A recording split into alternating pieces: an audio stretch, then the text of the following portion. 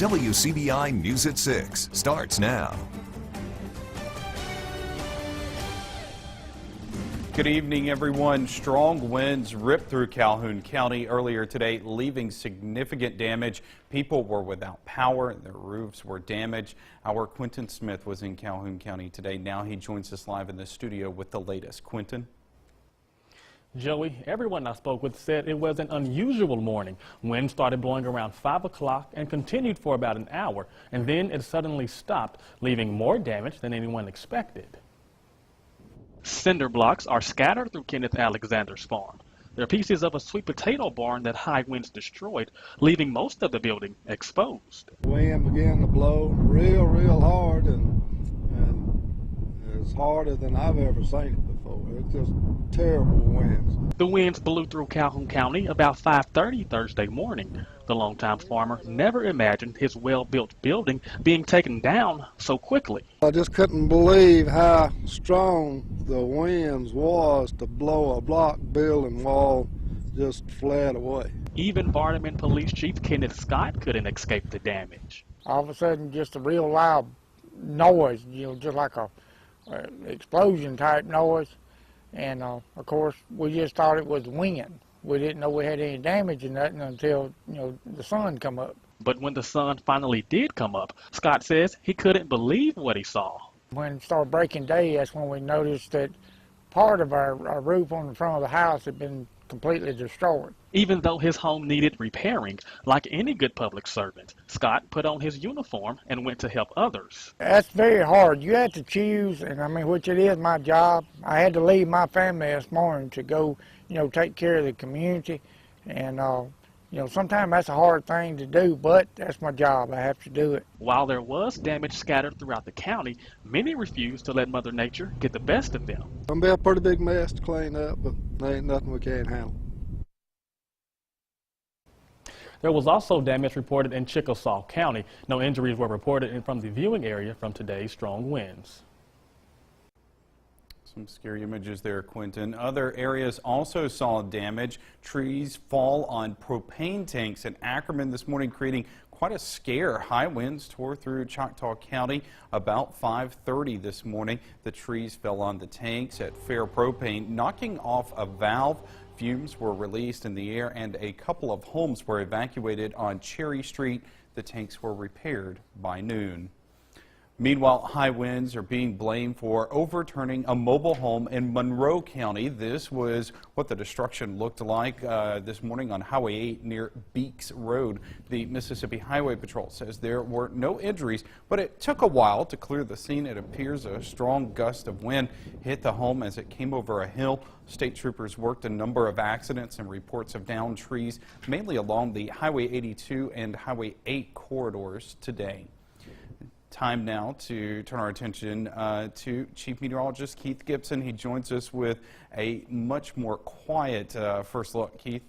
Yeah, Joey, but earlier this morning, look at some of these wind gusts, over 50 in Starkville and Golden Triangle area regional airport, Tupelo 46, the Air Force Base 43, Oxford at 40. Now, there's still a few isolated showers and thunder showers out there. We'll take it down to about 50 degrees tonight. This rain chance will be out of here by mid to late evening. So go about your business tonight. I think that severe weather threat's done. Lots of sun Friday, perfect weather Saturday. Our next system, Sunday night and Monday, Joey. More on that in just a few minutes. All right, thanks a lot, Keith. The 77th annual Columbus Pilgrimage is underway. Visitors will tour homes and gardens and, of course, spend money while in town. It also took a lot of hard work to get here. WCBI's Victoria Bailey visits several antebellum homes on tour and joins us live from the kickoff party with more. Victoria. That's right. The party was moved indoors to the Elks Lodge just across the street from the Tennessee Williams Welcome Center, and there is a lot of excitement out here today. Now, a lot of work goes into preparing the homes and gardens, and today I learned exactly what people can expect to see on the tour.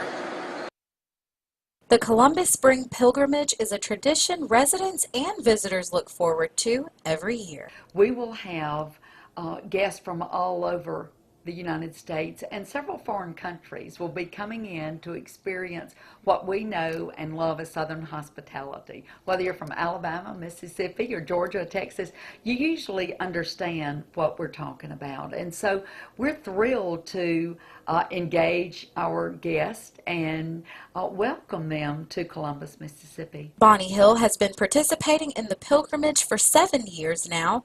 She says it's her obligation to make visitors feel right at home. We love sharing our home and our gardens with the community and with those that come to visit our community, so it's just kind of in our blood to do it. The garden party is one of the main attractions of the event. Visit Columbus CEO Nancy Carpenter says it captures the beauty of the city.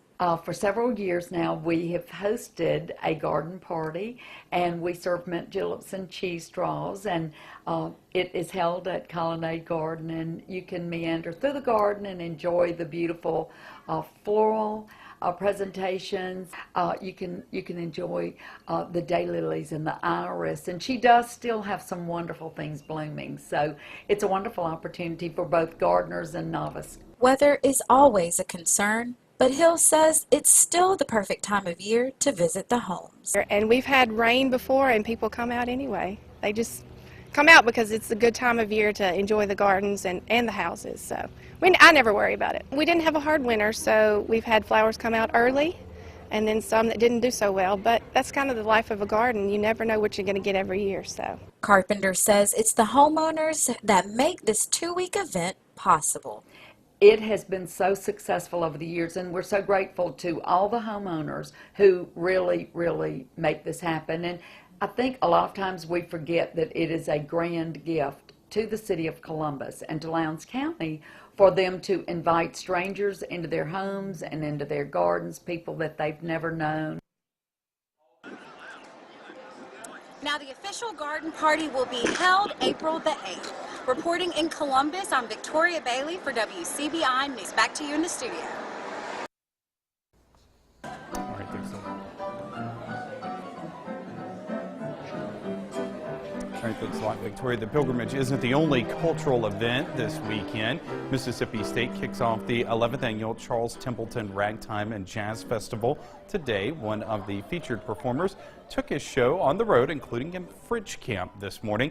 Jeff Barnhart introduces students to one of America's first original forms of music, ragtime, in a unique way by providing a live soundtrack to a silent movie. Then the festival features concerts, seminars, and tours.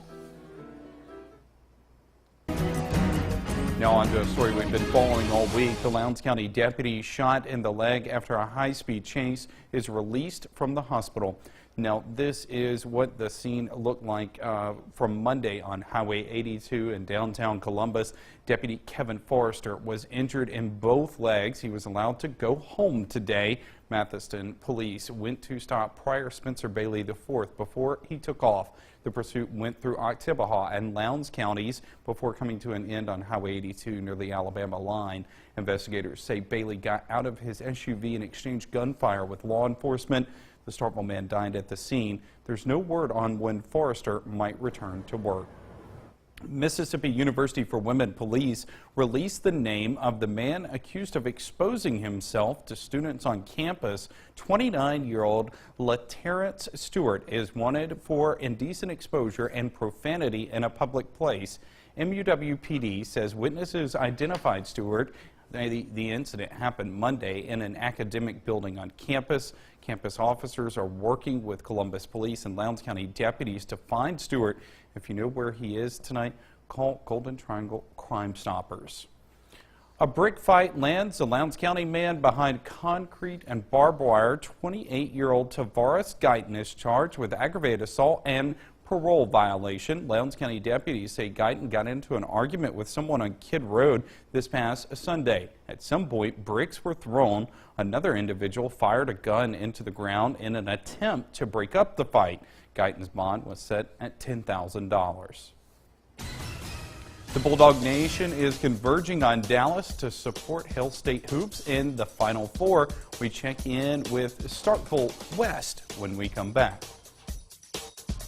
Welcome back, everyone. We're just over 24 hours away from tip-off as the Mississippi State women's basketball team takes on the UConn Huskies in the NCAA Women's Final Four, and the Bulldog faithful are excited. We have a team in Dallas, and Andre and Robbie join us now live with some fans. Joey, for the many Mississippi State fans making the pilgrimage to Dallas, this is so exciting. But for the hundreds who live here in this city, this is a dream. Am I right?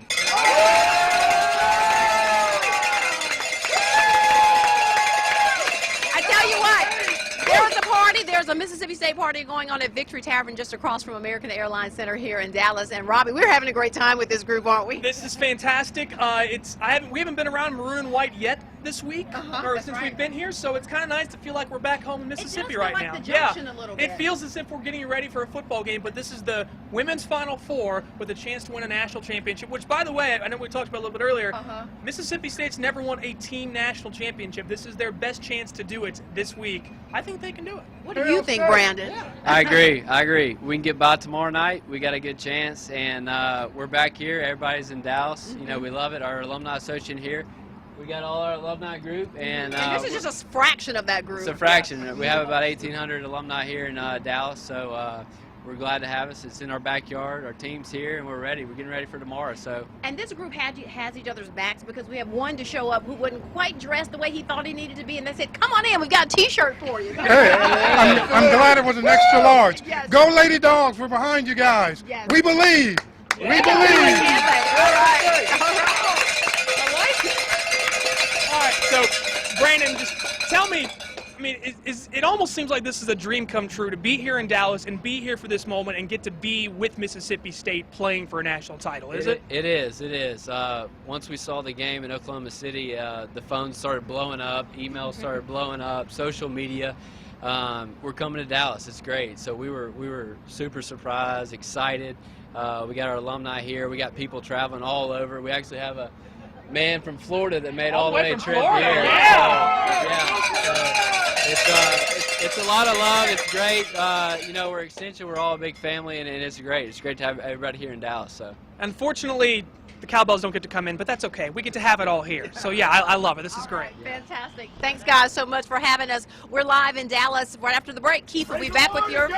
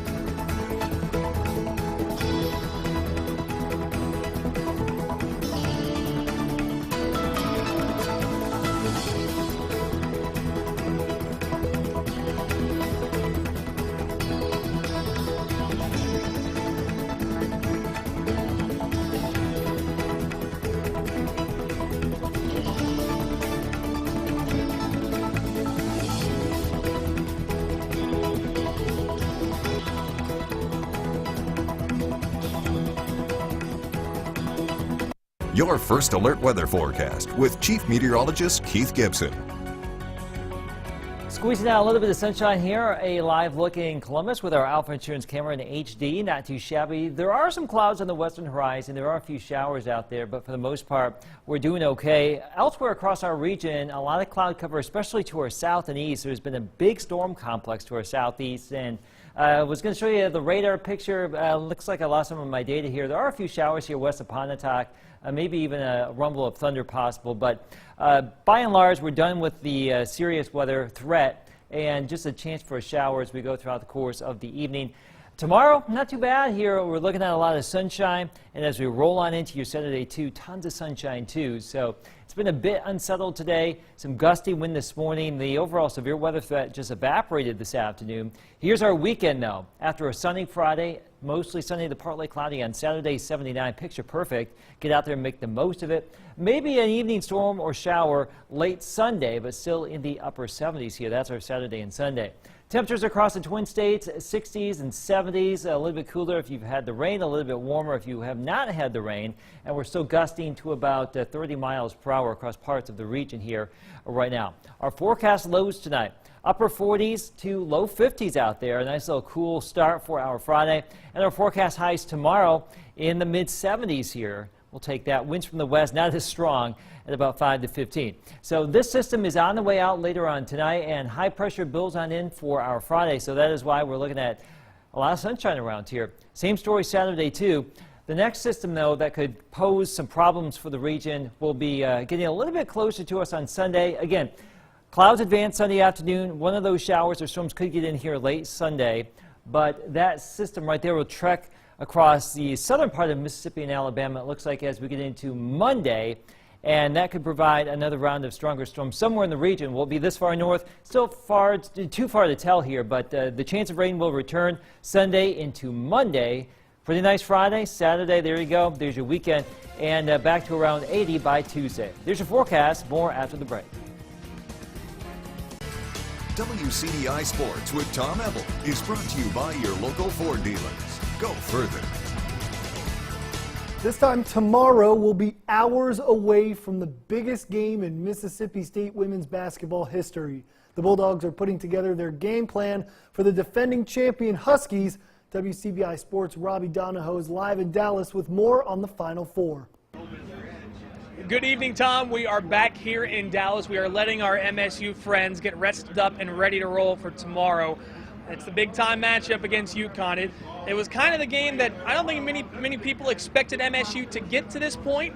Saw UConn was at the top of the bracket on the NCAA women's tournament when it came out. The fact that they actually made it to this point, now it's not so much as they don't believe it's happening. Now they know it is happening. And today the Bulldogs got their final prep work and practice in on the court at American Airlines Center as they continue preparation for the big-time matchup with the UConn Huskies. #1 overall seed. They've won 115 straight games. They've won the last 4 national championships. They've been to the Final Four 10 years in a row. I could go on and on, but it all comes back to the fact that this MSU team, which really hasn't changed much from last year, played this UConn team last season in the Sweet 16 and lost by 60. They were humbled. Some of them even going as far as saying they were embarrassed, discouraged. Everything you want to say about that loss to UConn in the Sweet 16 last year, it continues to drive this team today. And the Bulldogs believe that loss last year up in Bridgeport, Connecticut, has prepared them for this moment Friday night.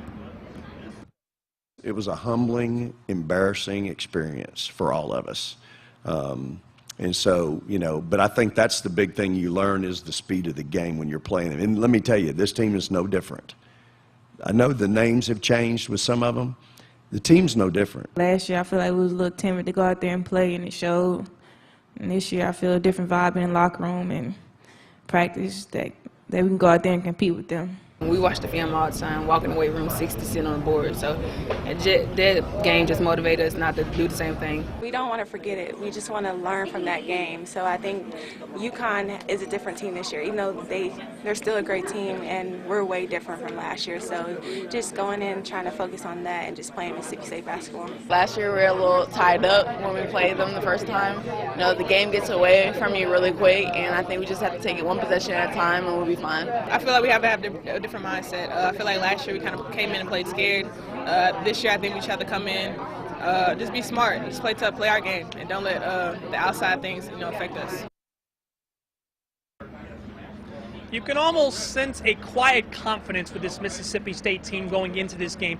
You could see last year the Bulldogs were happy to be there. They enjoyed getting the opportunity to play UConn. But when you step on the court and you see UConn across the chest and you actually watch the ball tip off, it's a totally different intensity and environment when you're playing against the UConn Huskies, the #1 overall seed, and arguably the #1 women's basketball program, maybe next to Tennessee, ever. So Gina Auriemma has put together a powerhouse. But again, we continue to come back to it. If there's any team that can beat this UConn team, we saw them against Baylor, it is Mississippi State. They continue to say all the right things. Even Blair Schaefer had a phenomenal quote, which you will hear coming up tonight at 10 on WCBI Sports. Again, it's the why not us mentality. MSU has nothing to lose. They have all the confidence in the world, and the intensity that they have shown and they have played with over these last few weeks, especially in the NCAA tournament, continuing to show that this team can definitely do it. And even if the national pundits continue to say no, you can't, and they continue to doubt them, that's continuing to fuel the fire for this Mississippi State women's basketball team. We will have much more from Dallas coming up tonight at 10 on WCBI Sports, and our Destination Dallas special, which will air tomorrow morning at 9 a.m. and at 6:30 p.m. right after your news at 6 right here on WCBI. So much more to come here from Dallas. We're only scratching the surface as we are closing in on 24 hours until tip-off. Reporting here in Dallas, Robbie Donahoe for WCBI Sports. Tom, back to you in Columbus. Thank you very much, Robbie. As of course Robbie mentioned, we'll have plenty more from State coming up at 10, as well as Egg Bowl baseball. We'll have more of that coming up at 10 right here on WCBI Sports. Last look at your weather coming up next. WCBI Sports coverage of MSU women's basketball is brought to you by OCH Regional Medical Center, Advanced Medicine, Compassionate Care, and Visit Columbus, the city that has us it all. Maybe an evening shower, thunder shower here over the next couple hours, Joey. But the big story, sunshine tomorrow, mid-70s, around 80 Saturday. Gorgeous stuff here as we start the weekend. Our next system by Sunday night. Yeah, we'll enjoy that sunshine while we're ready for it. Bring it on. That's right. All right, thanks so much for joining us, everybody. Have a great night.